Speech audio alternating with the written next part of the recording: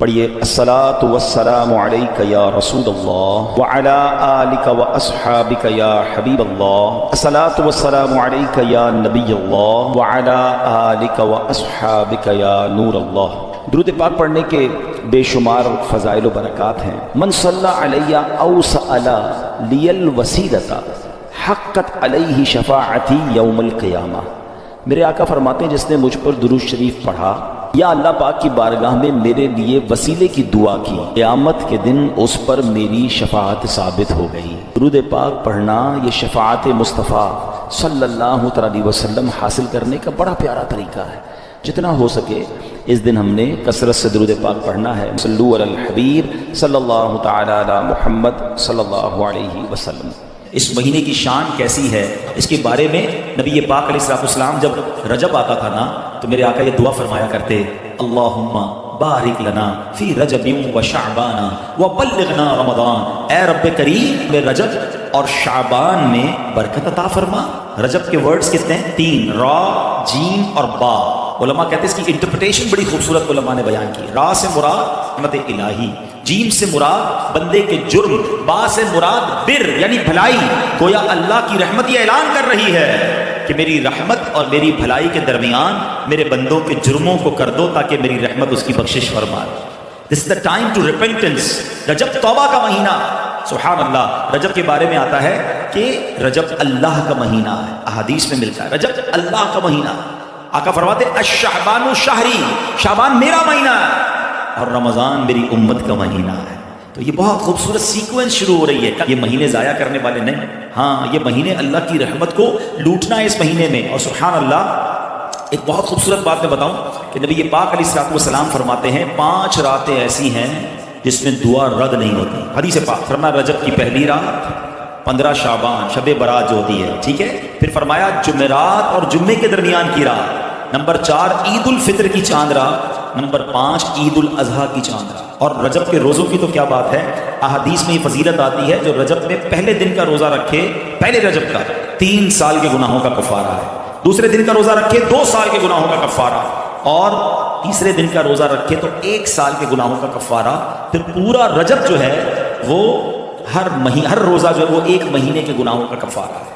اب تو سردیوں کے دن ہیں، ویسے ہی ہم میں سے کئی لوگ لیٹ لنچ کرتے ہیں، 6 سوا 6 بجے افطار ہو جاتا ہے، ہو سکے تو نفلی روزے رکھیں، یہ عبادت کا مہینہ ہے۔ علامہ صفوری رحمۃ اللہ تعالی علیہ فرماتے ہیں کہ رجب بیج بونے کا مہینہ ہے، شعبان پانی ڈالنے کا مہینہ ہے، اور رمضان فصل کاٹنے کا مہینہ ہے۔ اور بڑی خوبصورت اس کی تفصیل بیان فرماتے ہیں کہ جو بندہ رجب میں عبادت کا بیج نہیں بوتا، شعبان میں ان بیجوں پر اپنے آنسوؤں سے پانی نہیں ڈالتا، آبیاری نہیں کرتا، وہ رمضان میں رحمت کی فصل کیسے کاٹ سکے گا؟ تو جس دا time to prepare yourself, یہ تو وقت آ گیا مسجد کی طرف آنے کا، تلاوت کرنے کا، روزے رکھنے کا۔ اگر کوئی دوری ہو گئی ہے عبادت سے تو پھر جڑ جائیں، اور رحمتوں والے مہینے شروع ہو رہے ہیں۔ تو اے میرے پیارے اسلامی بھائیوں، اللہ کرے کہ ہم رجب میں اللہ کی عبادت کر کے اپنے گناہوں کی معافی مانگ کے ہم اس رجب کو اس طرح گزاریں۔ اور رجب میں ایک اور کام کرنے کا بڑا زبردست میں آپ کو بتا دوں کہ نبی پاک علیہ السلام فرماتے ہیں، حضرت عبداللہ ابن زبیر رضی اللہ عنہ سے روایت ہے کہ جو ماہ رجب میں کسی مسلمان کی پریشانی دور کرے، اللہ عز و جل اس کو جنت میں ایسا محل عطا فرمائے گا جو حد نظر تک وسیع ہوگا۔ تم رجب کا اکرام کرو، اللہ کریم 1000 کرامتوں کے ساتھ تمہارا اکرام فرمائے گا۔ اللہ کرے کہ ہماری کوئی نماز قضا نہ ہو، ہم اس میں نفلی روزے رکھیں، اس میں درود پاک کی کثرت کریں، استغفار کی کثرت کریں۔ اللہ کا مہینہ ہے، خوب اللہ کی طرف لو لگائیں، یا اللہ تیرا مہینہ آ گیا، بندہ بھی تو میں تیرا ہوں، میرے مولا تو میری مغفرت فرما دے، ہمیں رمضان سے ملا دے۔ رجب کا احترام کرنا یہ اللہ کو کتنا محبوب ہے۔ حضرت عیسیٰ روح اللہ علی نبینا علیہ الصلوۃ والسلام کے دور کا میں آپ کو ایک واقعہ سناتا ہوں کہ ایک شخص تھا، ایک مدت سے ایک عورت کے بارے میں اس کے دل میں برے خیالات تھے، اور ایک بار اس کو موقع ملا، اس عورت پر اس نے کنٹرول حاصل کر لیا۔ قریب تھا کہ وہ گناہ کرتا، اس نے دیکھا کہ لوگ چاند دیکھ رہے ہیں، چاہیے وہ مسلمان بھی نہیں تھا، غیر مسلم تھا، تو اس نے کہا یہ لوگ کس چیز کا چاند دیکھ رہے ہیں، کس مہینے کا چاند دیکھ رہے ہیں؟ تو کہا مسلمان جو ہیں رجب کے مہینے کا چاند دیکھ رہے ہیں۔ اللہ اکبر! جب اس نے سنا کہ رجب آ گیا ہے وہ اس عورت سے دور ہو گیا، گناہ سے باز رہا۔ اللہ کریم نے حضرت عیسیٰ علیہ السلام پر وحی بھیجی کہ اے عیسیٰ اس شخص کے پاس جاؤ، اس سے ملاقات کرو۔ جب آپ اس کے پاس گئے، اپنی تشریف آوری کا سبب بیان کیا۔ اللہ اکبر! جب اس نے سنا تو اس کا دل نور اسلام سے جگمگا اٹھا، کلمہ پڑھ کر مسلمان ہو گیا۔ یہ چلا کہ پہلے زمانے میں صرف مسلمان نہیں غیر مسلم بھی اس مہینے کا ادب کیا کرتے تھے۔ نبی پاک کی سخاوت کے انداز دیکھیں، اللہ اکبر۔ ایک تو یہ نہ کوئی غریب آیا اس کو دے دیا، مگر کہتے عطاؤں کے بہانے ڈھونڈنا، کسی اور انداز سے بھی اپنے صحابی کو، اپنے غلام کو عطا فرمانا۔ ایک بار حضرت جابر بن عبداللہ رضی اللہ تعالیٰ عنہ سے نبی پاک نے ایک اونٹ خریدا، اونٹ بھی خرید لیا، اس کی قیمت بھی دے دی، اور پھر وہی اونٹ حضرت جابر کو تحفے میں بھی عطا فرما دی۔ اچھا، اسی طرح امیر المومنین حضرت عمر فاروق رضی اللہ تعالیٰ سے ایک اونٹ کا بچہ خریدا اور اس کی رقم دی، اور وہ اونٹ کا بچہ انہی کے صاحبزادے حضرت عبداللہ ابن عمر رضی اللہ تعالیٰ عنہ کو عطا فرما دیا۔ کتنی خوشی ہوتی ہوگی کہ رقم بھی مل گئی اور وہ چیز بھی واپس مل گئی۔ سبحان اللہ، کس قدر سخاوت فرماتے نبی پاک۔ بعض اوقات اپنی ضرورت کے لیے کسی چیز کو خریدتے تھے، پھر وہی چیز کسی کو تحفے میں عطا فرما دیتے۔ ہمیں بھی چاہیے کہ ہم نبی پاک کی سنت کو ادا کیا کریں، اپنے مسلمان بھائیوں کو تحفہ دیا کریں۔ اچھا، تحفہ دینے میں اس کے دل میں خوشی بھی داخل ہوتی ہے اور عداوت دور ہوتی ہے۔ بعض اوقات دلوں میں دوریاں ہو چکی ہوتی ہیں، بعض اوقات ہماری کوئی بات کسی کو بری لگ گئی ہوتی ہے، تو اگر دوستی کرنا چاہتے ہو نا، حسد کو دور کرنا چاہتے ہو، کینے کو دور کرنا چاہتے ہو، مسلمانوں میں محبتیں بڑھانا چاہتے ہو، تو وہ تحفے کی عادت کو بھی اپنائیے۔ نبی پاک علیہ الصلوۃ والسلام فرماتے ہیں ایک دوسرے کے ساتھ مصافحہ کرو، یعنی ہاتھ ملاؤ، اس سے کینہ جاتا رہے گا، اور ہدیہ یعنی تحفہ بھیجو، آپس میں محبت ہوگی، دشمنی جاتی رہے گی۔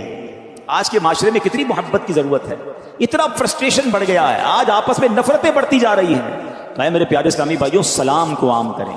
سلام میں بھی ہم نے کیٹیگرائز کر دیا ہے، جس کو جانتے ہیں اس کو سلام کرتے ہیں، رشتہ داروں کو سلام کریں گے، کاروباری لوگوں کو سلام کریں گے، جس مسلمان کو جانتے نہیں اسے سلام بھی لوگ نہیں کر رہے ہوتے۔ سلام بھی کریں، ہاتھ بھی ملائیں، اس سے انشاءاللہ محبت بڑھے گی۔ سلام کو عام کریں، آپ کے دل سے تکبر دور ہوگا، عاجزی اختیار ہوگی، اور تحفہ دیں تو انشاءاللہ محبت میں اضافہ ہوگا۔ نبی پاک کی سخاوت کا ذکر ہو رہا ہے، سنیے ایک بار کیا ہوا، پیارے آقا علیہ الصلوۃ والسلام نے عرب کے یعنی دیہات کے رہنے والے کچھ افراد نبی پاک کے پاس آئے۔ پیارے آقا نے ان میں سے بہت ساروں کو 100 اونٹ تحفۃً عطا فرما دیے، ایک ایک کو 100 اونٹ عطا کر دیے۔ حضرت صفوان بن امیہ رضی اللہ تعالیٰ عنہ نے، ابھی وہ اسلام نہیں لائے تھے، وادی حنین کا واقعہ ہے، غزوہ حنین کا موقع ہے، کہتے ہیں نبی پاک سے بکریوں کا سوال کیا۔ حضرت صفوان نے، دو پہاڑوں کے درمیان پورا جنگل بھرا ہوا تھا بکریوں سے، نبی پاک علیہ الصلوۃ والسلام نے وہ پورے کا پورا جو ریوڑ تھا نا حضرت صفوان کو عطا فرما دیا۔ اب یہ مسلمان نہیں ہوئے تھے، اب یہ اپنی قوم کے پاس جا کر پتہ ہے کیا کہتے ہیں، اے میری قوم تم اسلام لے آؤ، اللہ پاک کی قسم محمد صلی اللہ تعالیٰ علیہ وسلم ایسی سخاوت فرماتے ہیں کہ محتاجی کا خوف ہی نہیں رہتا ہے، وہ اتنی عطا فرماتے ہیں کہ جھولیاں بھر دیتے ہیں۔ اللہ اکبر، سبحان اللہ۔ پہلے کے لوگ ایک بڑی پیاری بات کرتے تھے، حاتم طائی بہت بڑا سخی گزرا، فرمایا اس نے گھر میں 8 دروازے رکھے تھے، اس کے گھر کے ہر دروازے پر لوگ آتے تھے، وہ ان کو عطا کرتا تھا، مال دیتا تھا، کھانا دیتا تھا۔ کہنے والوں نے کہا کہ اس کی سخاوت کا عالم یہ تھا کہ اگر کوئی 8 دروازوں سے باری باری آ جاتا تو حاتم طائی اس کو 8 دروازوں سے دیتا تھا، بڑا سخی تھا۔ سبحان اللہ۔ علماء عشق و محبت نے بڑا پیارا جواب دیا کہ حاتم طائی کے پاس 8 دروازوں سے آتے تھے، تب بھی جا کر لوگوں کی ضرورت پوری نہیں ہوتی تھی، جبھی تو آتے تھے نا۔ میرے آقا کا دربار وہ ہے جو ایک بار چلا جائے، اور نبی پاک نگاہ رحمت فرما دیں تو اتنا عطا فرماتے ہیں، اتنا دیا کہ دامن میں ہمارے سمایا نہیں ہے، کہ نبی پاک علیہ الصلوۃ والسلام کی اس ایک دن کی سخا، اس ایک دن کی عطا جو غزوہ حنین کے موقع میں نبی پاک نے فرمائی، فرمایا بادشاہوں کی عمر بھر کی سخاوت و بخشش سے زیادہ تھی۔ یہ ایسی اعلیٰ حضرت نہیں لکھا کہ قطرہ کسی نے مانگا تو دریا بہا دیے، یہ واقعات موجود ہیں کہ نبی پاک سے کچھ مانگا اور آقا نے پورا جنگل بکریوں سے بھرا ہوا عطا فرما دیا۔